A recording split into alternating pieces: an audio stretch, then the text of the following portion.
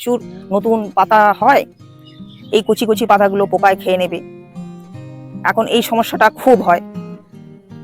আমি গাছের উপরের অংশ, এই যে নতুন নতুন কচি কচি পাতা, এই সময় নতুন নতুন কচি পাতা প্রচুর আসে, আর পোকামাকড়েরও প্রচুর উৎপাত শুরু হয়। এই বর্ষায় অনবরত বৃষ্টির ফলে গাছের গোড়া সবসময় ভিজে থাকছে, এতে গোড়ায় কিন্তু শেকড়ের নানান সমস্যা আসতে পারে। তাই এই জিনিসটা আমাদের সাবধানতা বশত করে রাখতে হবে। নমস্কার বন্ধুরা, সবাইকে স্বাগত। এখন বর্ষাকাল, আর এই বর্ষাকালে লেবু গাছের কিন্তু সবচাইতে সুন্দর গ্রোথ হয়। গাছের চেহারা দেখলেই মন আনন্দে ভরে যায়।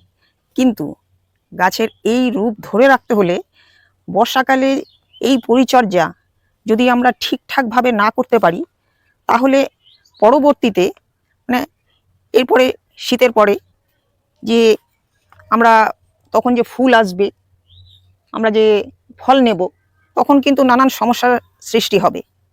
তা আগামীতে ভালো ফল পাওয়ার জন্য এখনকার পরিচর্যা কিন্তু অনেকটাই নির্ভর করে। কারণ এখন অতিরিক্ত বৃষ্টিতে গাছের অনেক সমস্যা আসতে পারে, টবে জল জমতে পারে। আমরা জানি যে লেবু গাছ কিন্তু বেশি জল পছন্দ করে না। আর বর্ষাকালের এই অনবরত বৃষ্টির ফলে গাছের গোড়ার নানান সমস্যা আসতে পারে। গাছের গোড়ায় জল জমে গোড়ায় পচন ধরতে পারে, গাছের পাতায় নানান সমস্যা আসবে, পোকামাকড়, লিফ মাইনার, ক্যাঙ্কার, ডাইব্যাক, নানান সমস্যা। তাই এই সময় লেবু গাছের দিকে আমাদের কিন্তু বিশেষ খেয়াল রাখতে হবে আগামীতে ভালো ফল পাওয়ার জন্য। অনেক গাছে এখন কিছু ফুলও আসছে, কোনো কোনো গাছে আসছে, তো সেদিকেও কিন্তু আমাদের খেয়াল রাখতে হবে। সব গাছে না এলেও কিছু কিছু গাছে কিন্তু এখন ফুল আসে নতুনভাবে, তো সেই খেয়ালটাও আমাদের রাখতে হবে। এই যে নতুন নতুন কচি কচি পাতা এই সময় দেখা যায়, এই কচি পাতার দিকেও খেয়াল রাখতে হবে। তো নানান দিকে কিন্তু আমাদের এখন লেবু গাছের দিকে খেয়াল রাখতে হবে। একটু পরিচর্যা, এই সময় কিন্তু একটু পরিচর্যার দরকার। তাহলে এখন যেমন যতটা গাছ ভালো আছে, সুন্দর হয়ে আছে, সুস্থ আছে, এই সুস্থতা, এই সৌন্দর্যতা আমাদের বজায় রাখতে হবে। গাছ যদি এই রকম সুন্দর, হেলদি এবং এই রকম সবুজ স্বাস্থ্যবান হয়, তাহলেই কিন্তু পরবর্তীতে আমরা প্রচুর ফল পাবো। গোড়ার দিকে যে এই যে ছোট ছোট যে আগাছা, এটা বর্ষাকালে খুব হয়, এই আগাছাগুলো আমাদের তুলে ফেলতে হবে। একদম গোড়া পরিষ্কার পরিচ্ছন্ন রাখতে হবে, তাহলে পোকামাকড় কম হবে।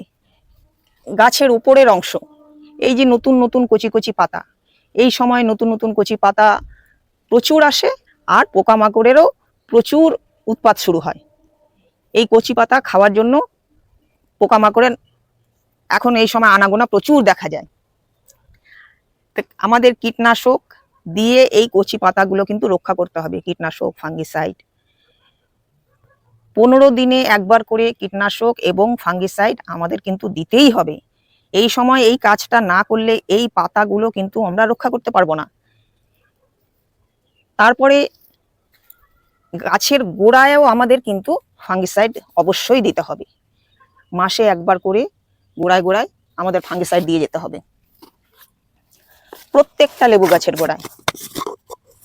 এটা না করলে এই যে বর্ষায় যে অনবরত বৃষ্টি, এই বর্ষায় অনবরত বৃষ্টির ফলে গাছের গোড়া সবসময় ভিজে থাকছে, এতে গোড়ায় কিন্তু শেকড়ের নানান সমস্যা আসতে পারে।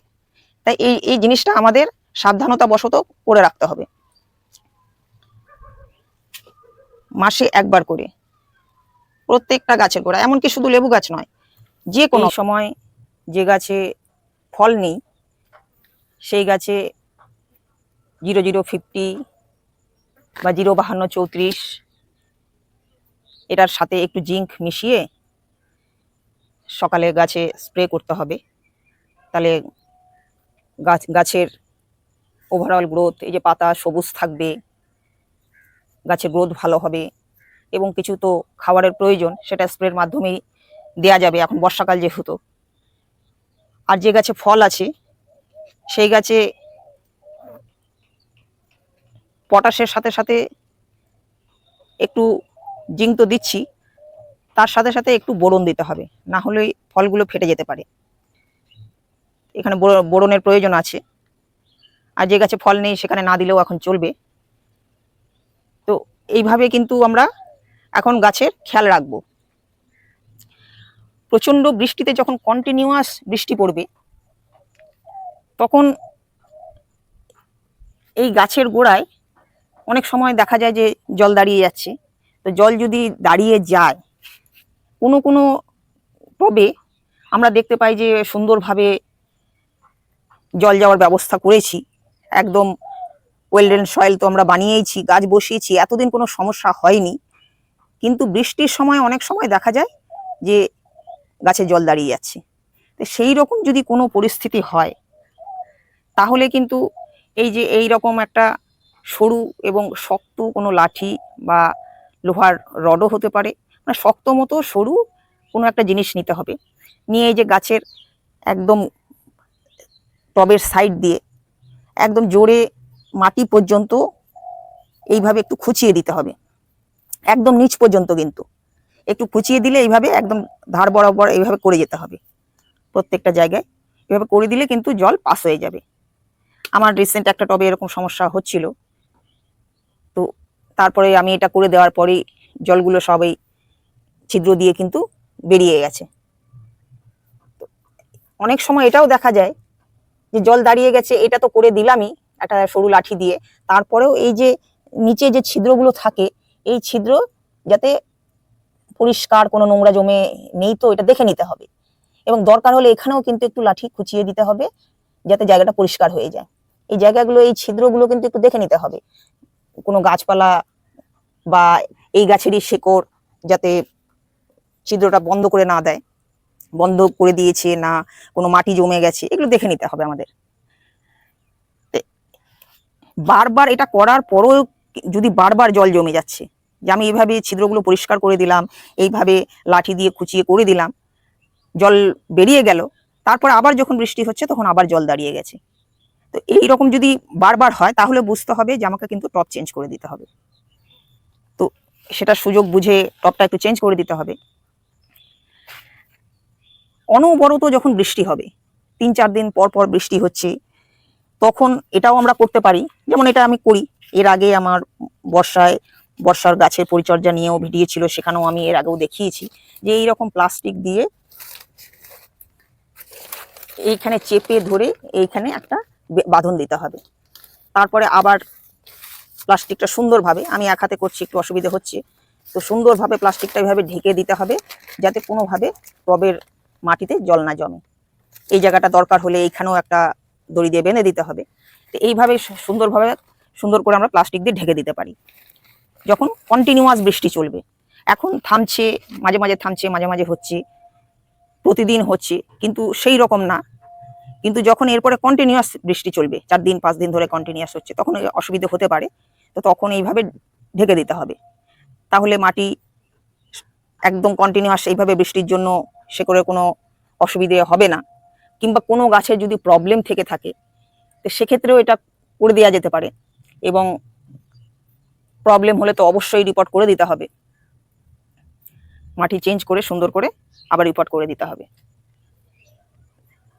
তারপরে দেখো যে এই যে এখন যে নতুন পাতা যে হবে, বর্ষাকালে তো প্রচুর নতুন পাতা হয়, এই কচি কচি পাতাগুলো পোকায় খেয়ে নেবে।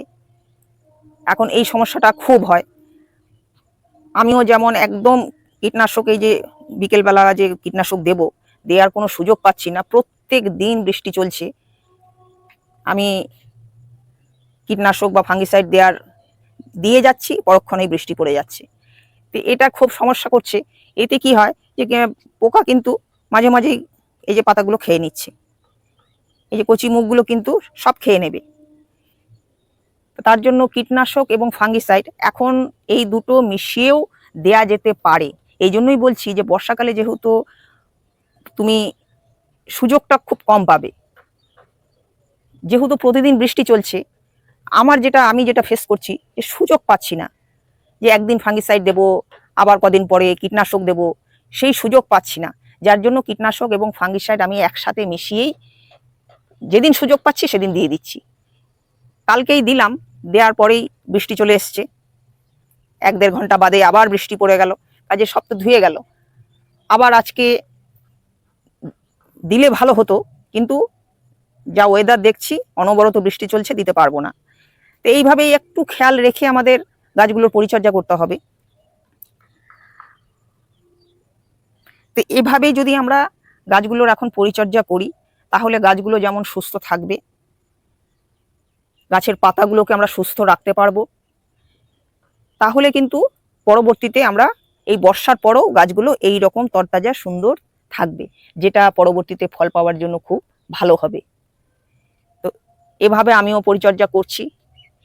যাদের লেবু গাছ আছে তাদের এটা মাথায় রেখে একটু কষ্ট করতে হবে। এই যেটা আমি ঢাকার কথা বললাম, প্লাস্টিক দিয়ে যেটা ঢেকে দেওয়ার কথা, এটা কিন্তু আবার যখন বৃষ্টি থাকবে না, রোদ উঠবে, তখন কিন্তু খুলে দিতে হবে। এই মাটিটাও আলো বাতাসের দরকার আছে, তো রোদেরও দরকার আছে। আবার যখন বৃষ্টি আসবে তখন ঢেকে দিতে হবে।